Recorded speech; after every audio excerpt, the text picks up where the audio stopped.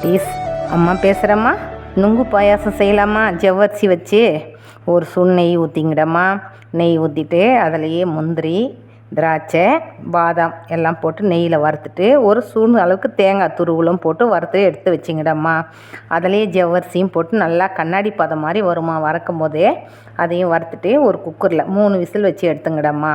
எடுத்தும்போது நெய் கொஞ்சம் ஊற்றிங்கம்மா. நெய் ஊற்றுனீங்கன்னா அந்த ஜவ்வரிசி ஒட்டாத நல்லா இருக்குண்டம்மா.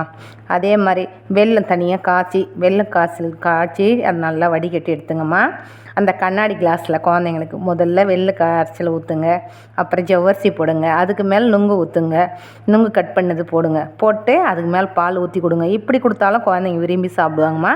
இது மாதிரியும் கொடுத்து பாருங்கடா, சூப்பராக பசங்களுக்கு பிடிக்குண்டா. அது மாதிரியும் கொடுங்க.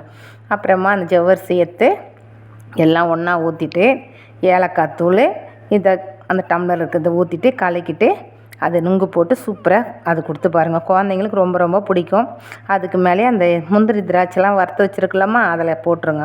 போட்டு அந்த பாயாசத்தை பசங்களுக்கு பெரியவங்களுக்கெல்லாம் கொடுத்து பாருங்கடா. ரொம்ப சூப்பராக நல்லா இருக்குண்டா. இந்த நுங்குலேயே சர்பத் மாதிரியும் செய்யலாம்டா. இது மாதிரி ஒரு இதுவே அதே நுங்கு வச்சு சர்பத் மாதிரியும் செஞ்சு கொடுக்கலாம் குழந்தைங்களுக்கு. நுங்கும் கூடவே அதுக்கும் 2 நுங்கு நல்லா மிக்ஸி ஜாரில் போட்டுங்கம்மா. அதுலேயும் பாதாம் எல்லாம் முந்திரி திராட்சை போட்டு அதையும் மிக்சியில் போட்டு அரைச்சி கொடுங்கடாம்மா. அரைச்சி கொடுத்துட்டு ஒரு 2 ஸ்பூன் சர்க்கரை போட்டுங்கடா. சர்க்கரை போட்டு நல்லா மிக்சியில் போட்டுருங்க. அதுங்க கூட பாதாம் பிசுறு அப்படியே போடுறத விட பாதாம் பிசுறு போட்டு கொடுத்து பாருங்கடாம்மா. குளிர்ச்சியாக உடம்புக்கு நல்லா இதமாக இருக்குமா. இதாம்மா அம்மாவோட டிப்ஸுடாம்மா.